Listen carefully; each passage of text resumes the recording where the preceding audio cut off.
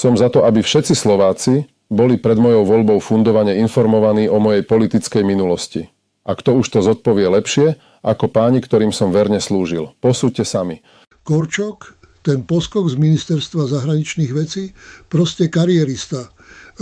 Ešte raz ho stretnem, tak mu jebnem, že sa nespamätá. Áno, no Korčok to bol taký kariérny psíček z ministerstva. Dobrý chlap, dobrý vojak, ale určite nie dobrý prezident. Keby som mu povedal vyskoč z okna, tak bez otázok skočí. Je to žoldnier. Veľmi dobre sme si rozumeli, on rád udáva kolegov a ja to rád počúvam a zneužívam, takže one time, next time, ale prezident z neho určite nebude. Ivan je parádny, keď bude teda tým prezidentom, tak zasa spolu vypijeme bar v Dubaji.